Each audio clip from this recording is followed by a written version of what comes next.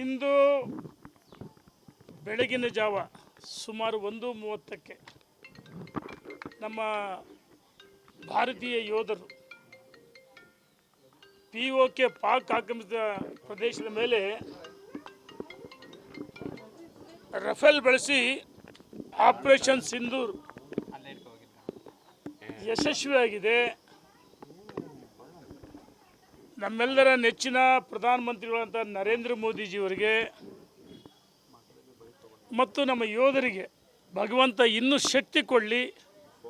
ಶತಾಯುಷಿ ಲಿಂಗೈಕ್ಯ ಡಾಕ್ಟರ್ ಶಿವಕುಮಾರ ಸ್ವಾಮೀಜಿಗಳ ಆಶೀರ್ವಾದ, ದೇವಾನುದೇವತೆಗಳ ಆಶೀರ್ವಾದ ಇರಲಿ ಅಂತೇಳಿ ವಿಶೇಷವಾದ ಪೂಜೆಯನ್ನು ನಮ್ಮ ಮುಖಂಡರುಗಳ ಜೊತೆ ಸಲ್ಲಿಸಿದ್ದೀನಿ.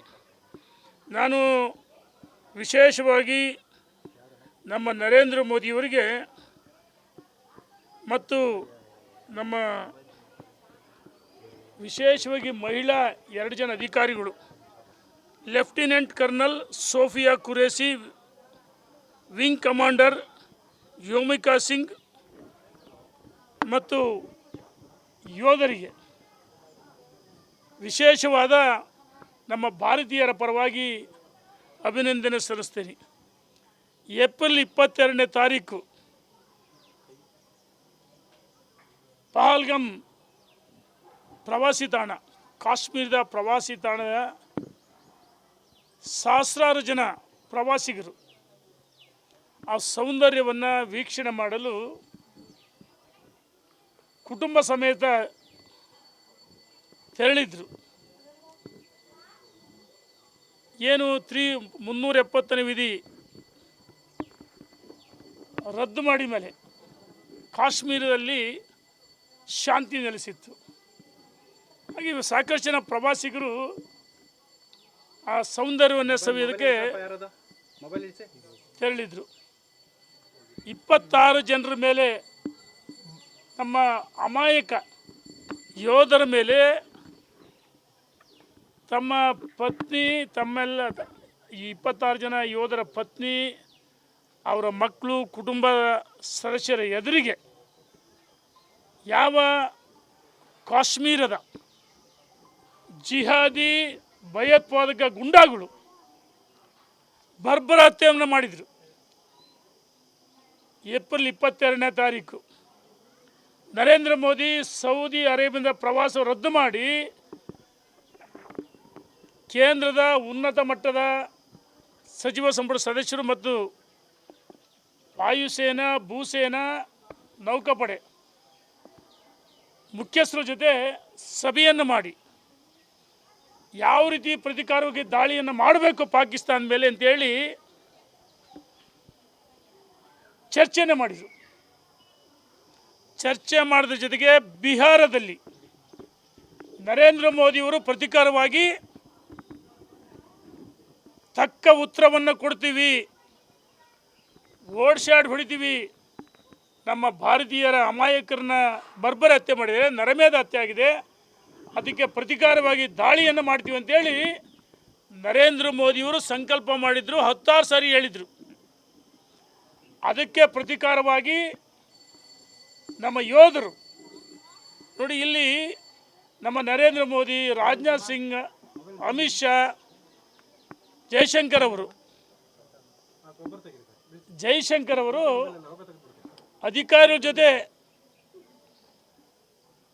ಚರ್ಚೆಯನ್ನು ಮಾಡಿ ಅವರಿಗೆ ಮುಕ್ತವಾಗಿ ಅಧಿಕಾರವನ್ನು ಕೊಟ್ಟಿದ್ರು.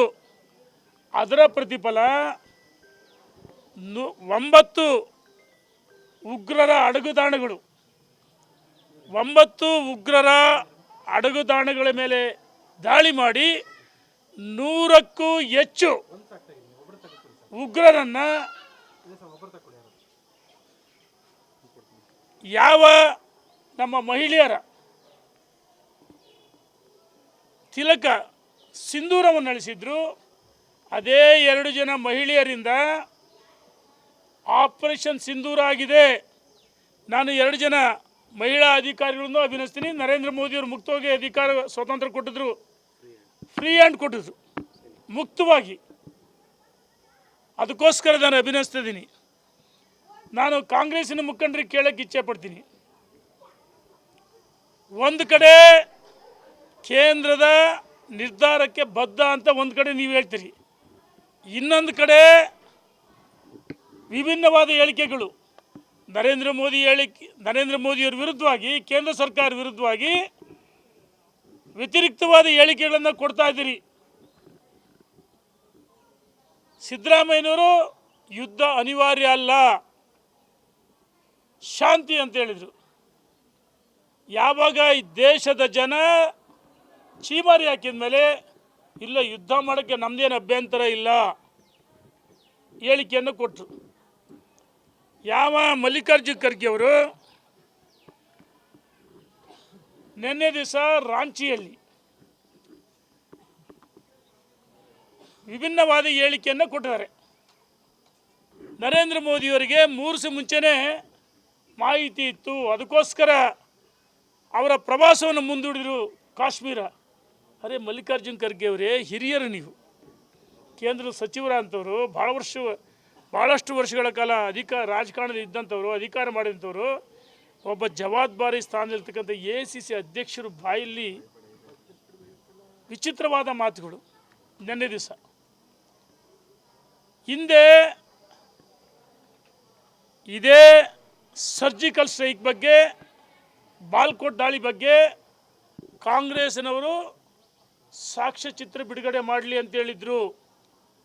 ಆ ದಾಳಿ ಬಗ್ಗೆ ಅನುಮಾನ ಮಾಡಿದ್ರು ಹಿಂದೆ. ಇವತ್ತು ಸಾಕ್ಷಿ ಸಮೇತ ನಾನು ಹೇಳ್ತೀನಿ, ಒಂದು ನಿಮಿಷ, ನಾನು ಹೇಳ್ತೀನಿ. ಹಿಂದೆ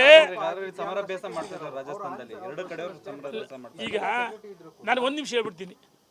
ಹಿಂದೆ ಸಾಕ್ಷಿ ಕೇಳಿದ್ರು, ಇಂದು ಸಾಕ್ಷಿ ಸಮೇತ ವಿಡಿಯೋಗಳನ್ನು ಬಿಡುಗಡೆ ಮಾಡಿದರೆ. ಇದಕ್ಕಿಂತ ಉದಾಹರಣೆ ಬೇಕಾ? ಇವತ್ತು ಸನ್ಮಾನ್ಯ ಸಿದ್ದರಾಮಯ್ಯನವರು ಕಾಂಗ್ರೆಸ್ನವರು ಶಾಂತಿ ಮಂತ್ರ, ಗಾಂಧಿ ಮಂತ್ರ ಅಂತ ಹೇಳಿದರೆ, ನಮಗೆ ಮಹಾತ್ಮ ಗಾಂಧೀಜಿಯವ್ರ ಬಗ್ಗೆ ಅಪಾರವಾದ ಗೌರವ ಇದೆ. ಅರೆ ಶಾಂತಿ ಮಂತ್ರ, ಗಾಂಧಿ ಮಂತ್ರ ಅಂದರೆ ನಮ್ಮವ್ರು ಹೊಡೆದು ಉಳಿಸಿರು, ಇನ್ನೂ ಮಂತ್ರ ಜಪಿಸ್ಬೇಕಾ ಶಾಂತಿ? ನೋಡಿ, ಏಟಿಗೆ ಎದುರೇಟು, ಮುಯ್ಯಿಗೆ ಮುಯ್ಯಿ, ಸೇಡಿಗೆ ಸೇಡು. ನಮ್ಮ 26 ಜನ ಆತ್ಮಕ್ಕೆ ಶಾಂತಿ ಸಿಗಬೇಕು, ಅವ್ರ ಕುಟುಂಬಕ್ಕೆ ಗೌರವ ಸಿಗಬೇಕು. ನಮ್ಮ ಹೆಣ್ಣು ಮಕ್ಕಳ ತಿಳ್ಕಳಿಸಿದ್ರಲ್ಲ, ಅದಕ್ಕೋಸ್ಕರ ತಕ್ಕ ಉತ್ತರವನ್ನು ಕೊಟ್ಟಿದ್ದಾರೆ.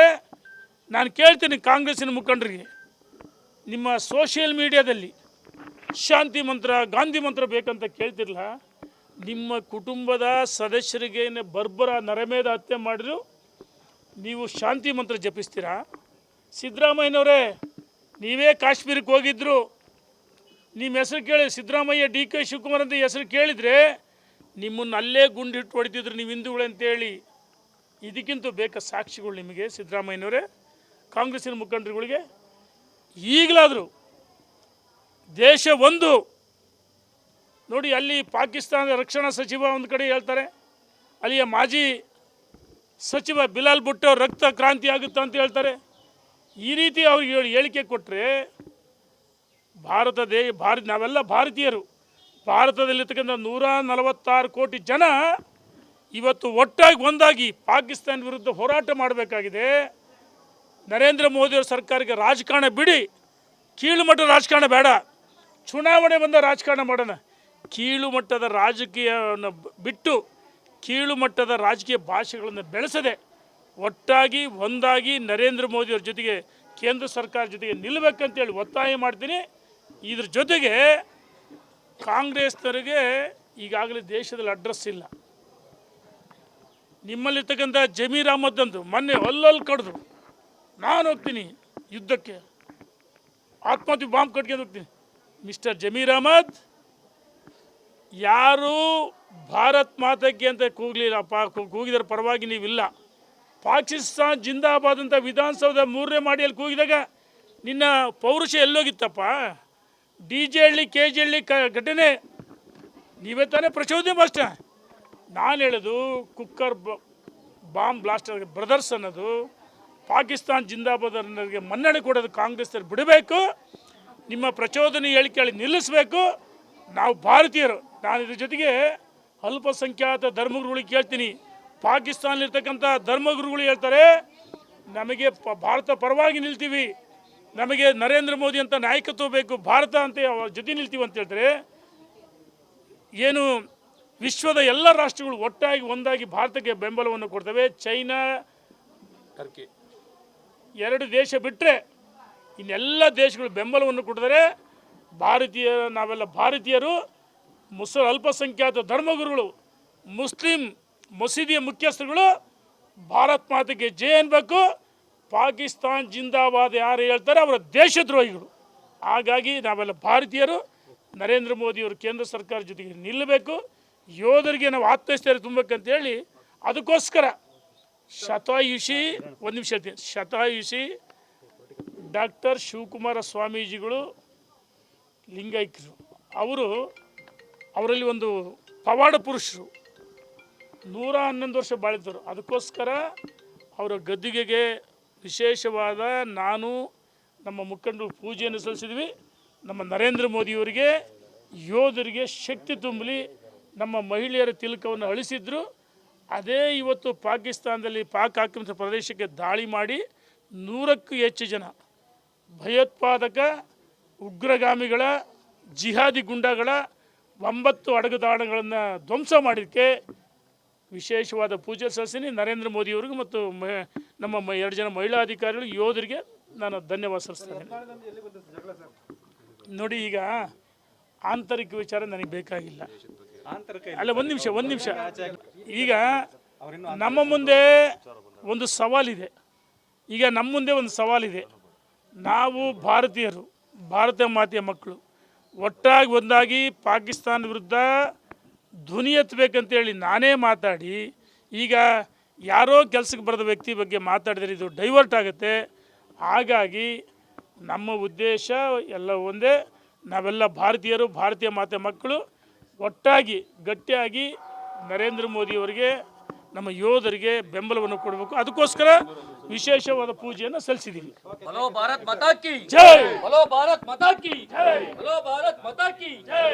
ನರೇಂದ್ರ ಮೋದಿಯವರಿಗೆ ಜೈ, ನರೇಂದ್ರ ಮೋದಿಯವರಿಗೆ ಜೈ. ನಮ್ಮ ಮಹಿಳಾ ಯೋಧರಿಗೆ, ಜೈ, ಭಾರತೀಯ ಯೋಧರಿಗೆ ಜೈ.